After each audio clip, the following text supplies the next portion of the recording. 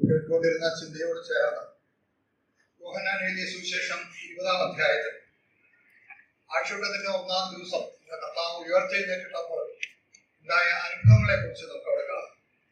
ആദ്യം നാം പത്തനക്കാരൻ മറിയെ കുറിച്ചാണ് വായിക്കുന്നത്. അത് കഴിഞ്ഞിട്ട് 19-ാം വാക്യം, ജോൺസ് ഗോസ്പൽ ചാപ്റ്റർ 20 വേഴ്സ് 19.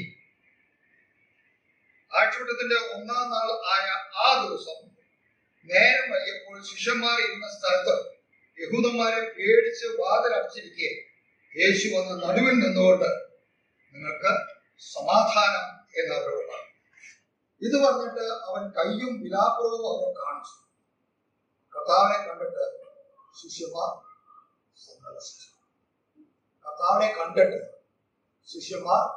സന്തോഷിച്ചു. നമ്മളിപ്പോൾ കേട്ടു ലൂക്കോസിന്റെ സുവിശേഷത്തെ കർത്താവ് ജനിച്ചപ്പോൾ ദൂതന്മാർ പറഞ്ഞ കാര്യം, സകലതരത്തിലുണ്ടാകാൻ പോകുന്ന മഹാസന്തോഷം.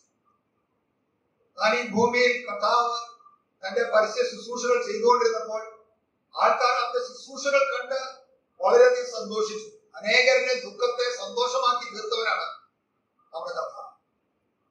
എന്നാൽ നമ്മുടെ എല്ലാവരുടെയും പാവങ്ങളെ വഹിച്ചുകൊണ്ട് അവൻ കാൽവരി ക്രൂശിൽ കയറിയപ്പോൾ അനേകർക്ക് സന്തോഷം കൊടുത്ത അതേ കർത്താവിനെ തന്നെ അവർ ക്രൂശിക്കുകയാണ്. അവിടെ അവൻ ദുഃഖത്തിന്റെ പുത്രനായാണ് മാൻ ഓഫ് സോൾസ്. അത്രമാത്രം കഷ്ടതകൾ സഹിച്ചാണ് അവൻ നമുക്ക് വേണ്ടി മരണം സഹിച്ചത്. എന്നാൽ അവൻ മൺമറഞ്ഞു പോയ ദൈവമല്ല. ഇന്ന് രാവിലെ നാം ആരാധിക്കുന്നത് ആഴ്ചവട്ടത്തിന്റെ 1-ാം ദിവസമായ രാവിലെ ആ ശിഷ്യന്മാർക്കുണ്ടായ അനുഭവം. മക്കളക്കാരത്തി വളരെ മക്കളക്കാരത്തി മറിയ വളരെ ദുഃഖത്തോടെ കരഞ്ഞുകൊണ്ടിരുന്നു. കാരണം അവൾ പറയുന്ന വാക്ക് നമുക്ക് ആദ്യ ഭാഗത്ത് കാണാനായിട്ട് കഴിയും. ആ തോട്ടക്കാരനോട് പറയാണ്, നീ അവനെ എടുത്തിട്ടുണ്ടെങ്കിൽ ഞാൻ അവനെ കൊണ്ടുപോയിക്കോളാം, നീ അവനെ തിരിക്കാം. അവൾക്ക് കർത്താവിനോടുള്ള സ്നേഹം. കാരണം ദുഃഖപൂർണമായ അവളുടെ ജീവിതത്തെ സന്തോഷമാക്കി തീർത്തതാണ് ആ കർത്താവിനെ അവൾക്ക് എങ്ങനെ മറക്കാൻ കഴിയും? ആ കർത്താവിനെ അവനെ അത്രമാത്രം അവൾ സ്നേഹിച്ചുകൊണ്ടാണ് അത്ര ഇരുട്ടുള്ളപ്പോൾ തന്നെ ആ കല്ലറയിലേക്ക് അവൾ വന്നത്. എല്ലാവും അത് നമ്മളെ നിർബന്ധിക്കുന്ന എന്താണ്? ഇന്ന് രാവിലെ ഈ മേശയ്ക്ക് ചുറ്റും നാം കടന്നു വരുമ്പോൾ എന്താണ് നമ്മെ പ്രേരിപ്പിക്കുന്നത്? ഇന്ന് രാവിലെ കർത്താവിന്റെ സന്നിധിയിൽ കടന്നു വരുവാൻ, ആരാധനയ്ക്ക് കടന്നു വരുവാൻ നമ്മളെ പ്രേരിപ്പിച്ച കാര്യം എന്താണ്? അതാണ് പ്രിയജനം നമ്മൾ ഓർത്ത്. ആ സന്തോഷം നമ്മൾ വാസ്തവത്തിൽ അനുഭവിക്കുന്നുണ്ടെങ്കിൽ നമുക്ക് മൗനമായിട്ടിരിക്കാൻ കഴിയില്ല. ഈ സാധനമാണെങ്കിൽ നമ്മളോട് വിളിച്ചു പറയുന്ന വലിയ സത്യങ്ങൾ നമ്മൾ ഓർക്കുകയാണെങ്കിൽ, നമ്മുടെ മനസ്സിൽ നിറയുകയാണെങ്കിൽ, ആ കർത്താവ് നമുക്ക് തന്ന സമാധാനം. ആദ്യം അവൻ പറഞ്ഞു, നിങ്ങൾക്ക് സമാധാനം. ഒരു വ്യക്തിയുടെ ജീവിതത്തിൽ കർത്താവ് വരുമ്പോൾ ആദ്യം ഉണ്ടാകുന്ന സമാധാനം. പിന്നീട് കർത്താവിനെ കണ്ടിട്ട് ശിഷ്യന്മാർ സന്തോഷിച്ചു. എന്ത് കണ്ടിട്ടാ സന്തോഷിച്ചു? അവിടെ തന്നെ പറയുന്നുണ്ട്. ഇത് പറഞ്ഞിട്ട് അവൻ കൈയും വിലാപ്പുറവും അവരെ കാണിച്ചു. അവര് വളരെ സംശയിച്ചു നിൽക്കുകയാണ്. കാരണം ഇത് ഭൂതമാണോ എന്നാണ് അവരുടെ സംശയം. കാരണം ഇത് അടച്ചിട്ടിരിക്കുകയാണ്. യഹൂദന്മാരെ പേടിച്ച് അടച്ചിരിക്കുന്ന മുറിയിൽ കർത്താവ് പ്രത്യക്ഷമായി. വാതിലൊന്നും തുറന്നിട്ടില്ല. അതിന്റെ മധ്യത്തിലേക്ക് കടന്നു വന്ന കർത്താവ് പേടിക്കണ്ട, കൈയും വിലാപ്പുറവും തന്റെ മുറിവുകളെ കാണിച്ചു. നാം ആദ്യം കേട്ടു, നിന്റെ ശരീരത്തിൽ കാണുന്ന മുറിവുകൾ എന്താണ് എന്ന് അവർ ചോദിച്ചു. ആ മുറിവുകൾ കണ്ടപ്പോൾ ശിഷ്യന്മാർ മനസ്സിലായി, എന്റെ കർത്താവ് എന്റെ ദൈവമായുള്ളോ എന്ന് പറഞ്ഞ് തോമസ് പറഞ്ഞു. അവർ വളരെ സന്തോഷത്തോടെ രാവിലെ ആ കർത്താവിനെ ആരാധിക്കാൻ വരുന്ന, നമ്മളെ പ്രേരിപ്പിക്കുന്ന ഘടകമെന്ന ഈ സ്നേഹം നമ്മുടെ ഹൃദയത്തിൽ പറയുന്നുണ്ട്. ആ കർത്താവിനെ നമ്മുടെ ഹൃദയ കണ്ണുകളെ കൊണ്ട് കണ്ട് ആരാധിക്കാൻ നമ്മുടെ കണ്ണുകൾക്ക് തന്ന പ്രകാശനത്തിനായിട്ട് നമുക്ക് ദൈവത്തെ ശ്രമിക്കാം. നമ്മളെക്കാൾ ജ്ഞാനികൾ, നമ്മളെക്കാൾ വിവേകികൾ, നമ്മളെക്കാൾ ധനികർ, കുലീനർ എത്രയോ പേർ ഇതിന് ചുറ്റുമുണ്ട്.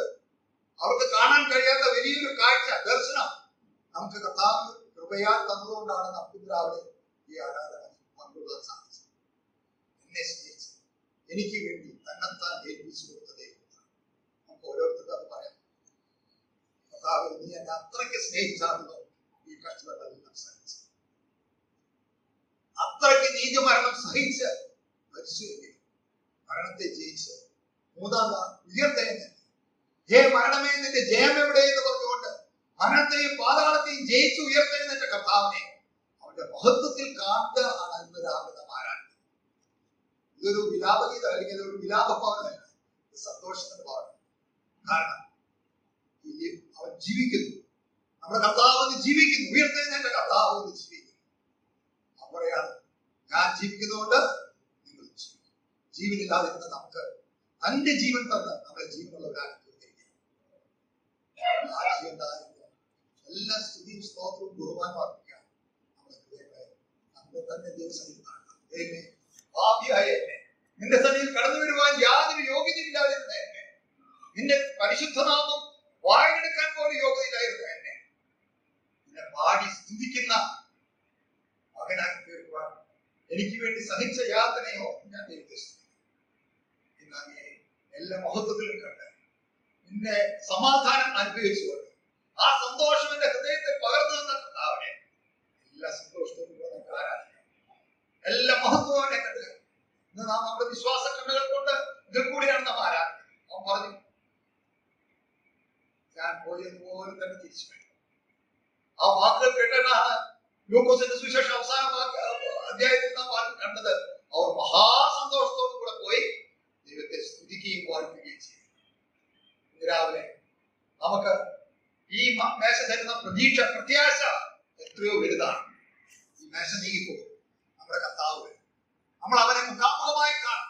എനിക്ക് വേണ്ടി അടികളേറ്റ, എനിക്ക് വേണ്ടി മുറിവുകളേറ്റ, എനിക്ക് വേണ്ടി കൈകാലുകൾ തുളയ്ക്കപ്പെട്ട എന്റെ കർത്താവിനെ അവന്റെ മുറിവുകളോടുകൂടെ തന്നെ ഞാനും കാണും. നമ്മൾ ഓരോരുത്തരും കാണും. ആ വലിയ പ്രത്യാശ നാം ഒരുക്കി കൊള്ളുന്ന സകല സ്തുതിയും സ്തോത്രവും അവരുടെ പാദങ്ങൾ അർപ്പിച്ച് അവനെ ആരാധിക്കാം. ശിഷ്യന്മാർക്ക് അനുഭവം നമുക്ക് കൊടുത്തില്ല. നമുക്ക് സമാധാനം ലഭിച്ചു. കർത്താവിനെ കണ്ടിട്ട് ശിഷ്യന്മാർ സന്തോഷിച്ചു, നാം സന്തോഷിച്ചു.